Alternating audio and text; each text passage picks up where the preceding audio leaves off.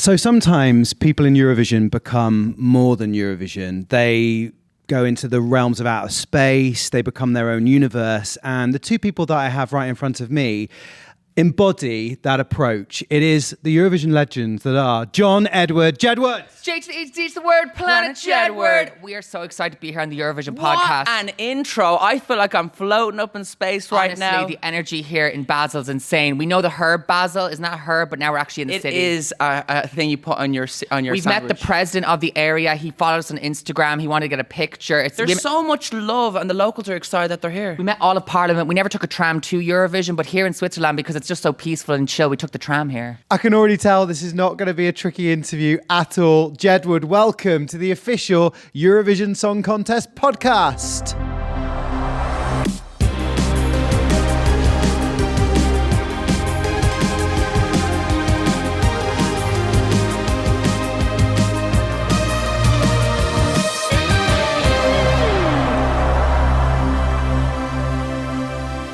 So you've already had a VIP experience in the short time that you've been here. You've already made your mark and become citizens of the city. Literally all of Parliament were like getting Jedward selfies. We're leaving our mark, even though I said like, wow, the weather's so hot, I can't even go out most of the time. And then you guys, maybe I can press a button and change But that it's for you. crazy that so many years have passed and everyone still remembers Jedward as like these forces that hit that stage. And all we had was shoulder pads and a dream and good hair. And we were so young as well, and just going out there with 65,000 people in Dusseldorf for the first time with Lipstick made just a statement. I'm so happy that every year people have us in their hearts. You were in semi-final one as well. You were on the screen. You were part of the montage. Honestly, when they gave us the mention, you couldn't even pay for that. So thank you, guys. And Vibe and Sweden both turned around. We're like, hey, because we're all hyping each other up. I feel there's a lot of love for Jedward this year because we have like Emmy who's giving us the love and obviously Vibe are bringing the vibes, the Jedward hair, and everyone's calling the ice.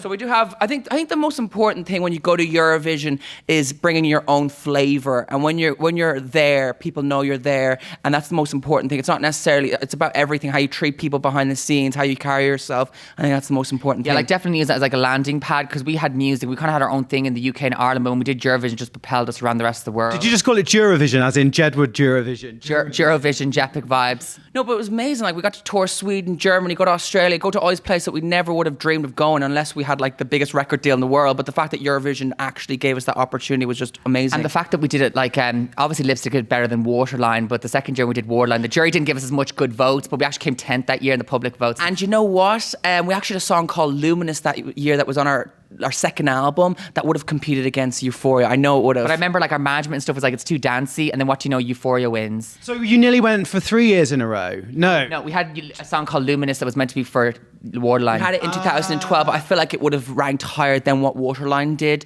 ABBA want to put our lipstick outfits in the Eurovision Museum, and obviously we haven't given Is this real? Yeah, they contacted us via email, but we never got around to doing it. My pitch to them is they need to get back together, and then I'll give them our lipstick outfits. Well, they are kind of back together in the holograms, you know. We saw the hologram experience in London. We have a song called Hologram.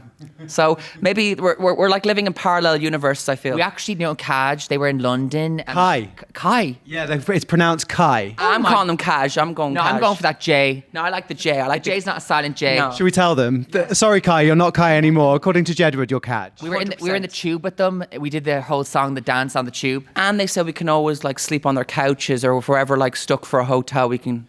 But I like them. They're kind of like the Swedish Jedward. They're kind of like not serious artists, but they're still making music. They're still having laughs as well on stage. So Vibe are the Icelandic Jedward. Kai are the Swedish Jedwards. We made so many friends this year. Honestly, I feel like I'm doing Eurovision. And I'm not even trying. I'm just like, wow, we're just vibing with each other.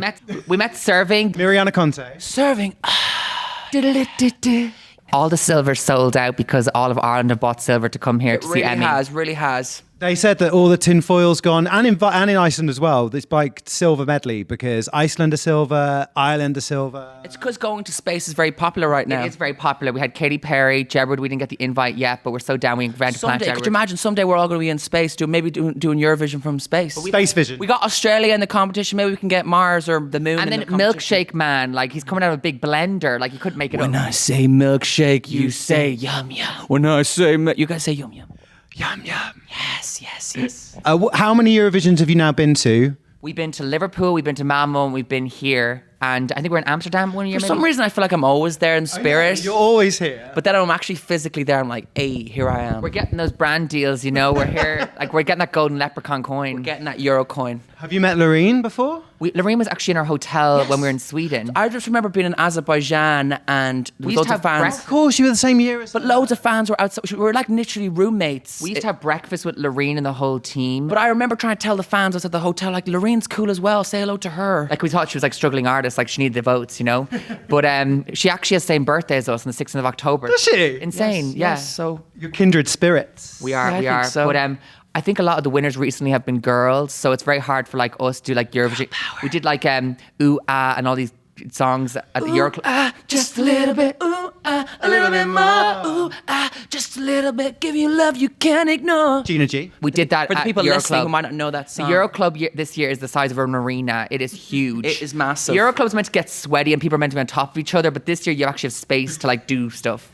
What was in your medley? So you had Ooh Ah Just a Little Bit We had Abracadabra, by Lady Gaga. Hot to Go, Chaperone. Waterloo, Lipstick. We had Hot in It by Charlie XCX. Did you have Waterline?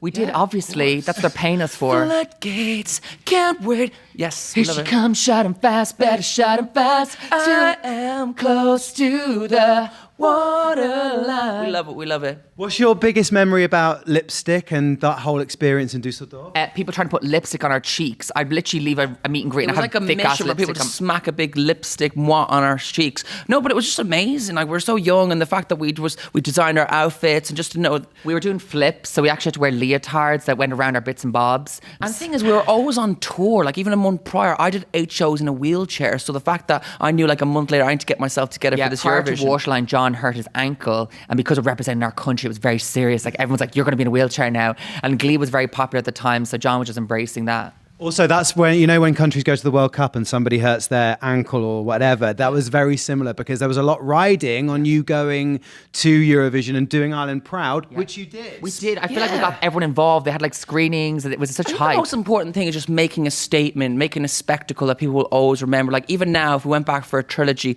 we just obviously come back with like a big sexy statement where everyone's like, wow, it either wins or goes well or it just makes an impact. What I loved when we got the results, people weren't saying Ireland, they were saying Jedward. I was like, okay, thank you. But It became your own country. and like Lipstick, I remember like we went to see the signings in Sweden, all around Europe. Like it definitely aged really well, and it's still going. And then I think our record label at the time didn't have us registered for different charts, but then different countries knew that we were actually number one, but they couldn't officially say that we were number one because they hadn't paid the €15, whatever it was, to register for the charts. Yeah, because you actually have to register for the chart. Songs don't chart; they're not So that's registered. why Germany took it so serious and did photo shoots. They knew that we knocked their Idol winner We're off kind of number like one. the era that wasn't meant to happen, but then we end up becoming like a phenomenon around the world. So we're very thankful. Like we were flown to China and we were in a competition with other twins around the world. A twin competition? Yeah, like they literally flew us over first class. Everything was crazy.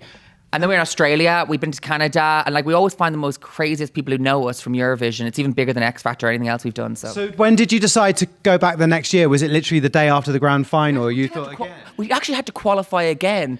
It's crazy because I think for like solid 10 years, people were internally chosen in Ireland. We never got that privilege. yeah, like the thing is like you had to qualify, and it wasn't a dead certain, and then it was a lot of stress, Yeah, so maybe Luminous, our song Luminous, would have made it if the public could have chosen 5 The thing different I options. feel is like obviously Emmy's giving us the love, but sometimes we've got contestants that are trying to like put us down and say, "Oh, I'm going to do better than Jedward. I'm actually a proper singer." When it's like, bitch, you didn't even qualify for the final.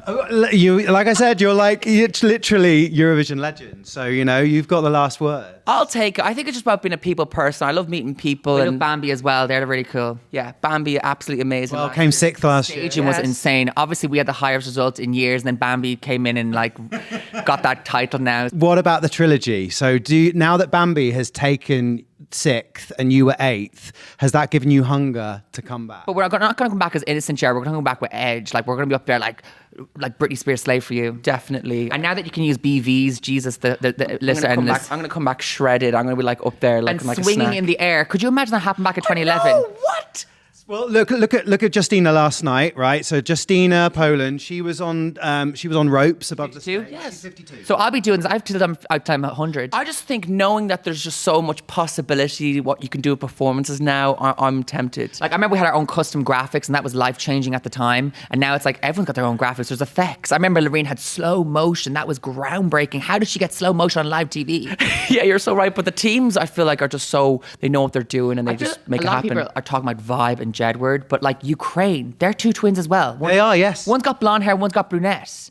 So they're Mixed with Harry Styles They're in the like mix. undercover Jedward. They're like Jedward does Harry Styles. There's loads of siblings. The German duo, their brother and sister. There's two in the Latvian six. And Ireland, the brother and sister. Yes. I heard that Chacha and Lasagna are having a battle off. They are. Baby Lasagna and Karia have done a song Out together. there that we will challenge the Swedish twins, 100%. Marcus and Martinez. Who are actually Norwegian, but they represented Sweden. We know that, but we're just going to... Countries are really losing the map of who they're representing. I love Medley Festival. Maybe we'll represent a different country, you know what I mean? We actually did an interview recently that was like months ago, and they've only put it out now that we could represent our country because, the possibilities are endless. It's definitely not a no. It's definitely a possibility that you may come back for a third go. Or, yes, definitely. Or we could write a song for another country because we have like 60 unreleased songs that we've written over the last 2 years. So we are working on music all the time. Yeah, we're men now. We're ready to...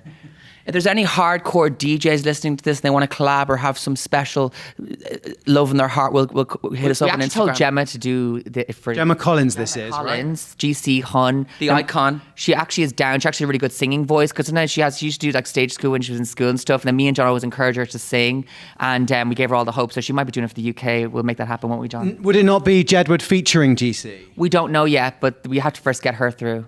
So basically you're saying... Like Ireland and the UK join forces and like a joint duo. I think it might trio. bring the countries together even more than ever. We want Moldova to come back. You could represent them. Moldova, shout out. I think they had scooters last time, did they? Have cones on their head. They have had cones on their head before. Yes. I hope all the countries that aren't participating are doing well. And they're- Moldova, I know you're not in it right now, but me and John are very low maintenance. All we need is hairspray. We already have all the clothes. Our entourage is literally nothing. You don't need to pay for PR because everyone always writes about us for free anyway. So it's all good. And we know how to shave and we'll keep it fresh. Does RTE phone you every year and say, would you like to come back this year? I think I think RT are playing it cool sometimes, but that's okay. They do have love for us, and that's great. But I feel like we made such an impact the first time. It took time for them to like come down off that high. They can't keep chasing the Jepic high. Sometimes me and John were like neutral. We're not trying to outshine anybody, so we just want to let everyone else have their moment. And we are rooting for everyone. It was nice that Emmy this year in her VT mentioned that we inspired her to go for it, and that we gave her that little spark that she needed to ignite the flame. You live, breathe, survive on Eurovision. We give pep talks to their acts. We do, 100%. I give them the real. I tell them like you are going to have to do so many interviews, like save your voice, prioritize the press because there's so many press at the Eurovision that by the time it gets to the actual show, you've said it all. You have to, Yeah, and it's How did you two save your voices? Well, we just kind of did vocal warm-ups, but we had two people talking, so it was better. wasn't it? Yeah. But I remember back when we did it, there wasn't as many characters because I think it's great that we got Espresso Macchiato for like a Tommy Cash? Mi amore, espresso macchiato. He's actually like Sabrina Carpenter with brunette hair. I feel like I don't know what it is. I feel like he could be a mermaid. Like, let's get him in a mermaid tail. Should we tell him this? He could be everything. For his next performance, he can be a But mermaid. if I was a record label, like Vibe are obviously very He's commercial. bringing ties back. Espresso, Very long ties. Tommy Cash. We used to wear a lot of ties. You did wear a lot of ties. Yes. We actually have a neck wrinkle from wearing shirts. Yes, and when we're in ties. school. Sometimes people go, oh, am I getting wrinkles? When you actually think back to your... But I remember when we did Eurovision, it was very Lady Gaga-esque. The music industry, so shoulder pads and all that stuff was really, really Even big. Red One was there. You know, like... we were Yeah. all like Yeah. And then we have other people as well, didn't we? We had loads of people. Yeah, people were definitely reaching for different heights. But I remember backstage, people would be trying to out-sing each other in the vocal warm-ups, and I'd just be like, Jesus, what is going on here? So I think that to win a Eurovision recently, obviously you have RK with all I know, very operatic, and then the code Nemo. with Nemo. I can't even know what the we met melody is right Gmo now. before. But then you have space. I'm up in space, man. So it's very... She's a really good singer. Yeah, man. No, I'm not. Go for Eurovision. But I'm saying that the songs need to have those moments. And then even like when I saw other Eurovision contestants in other pre-parties, you have to fill those spaces. It's not about... You have to bring different personalities to the song and give it those 3 gears. I think the camera work's very important. I always feel like it's the odd one out that looks different. Like you had Tattoo, it was like a music video among a show. He's not talking about Tattoo. Like Loreen Tattoo. But you know Loreen Tattoo, it was filmed. And then I remember when there's a guy and girl, there's the only duo, it kind of makes you stand differently because it's a unique angle that year. So if you have loads of girls singing one year, the guy's going to stand out more, you know? That's what I feel.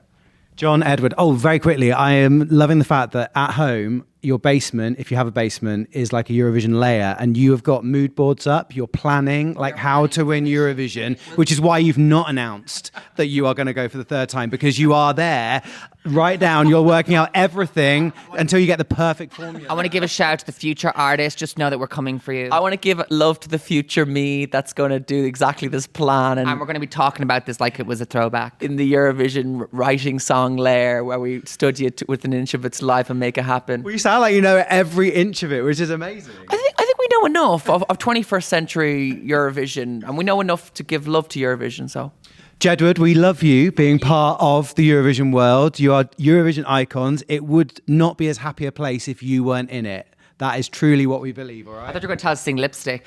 She's got a lipstick on, here I come, da-da-dum. She's got a lipstick on, hit and run, then I'm gonna check my color, don't check my color,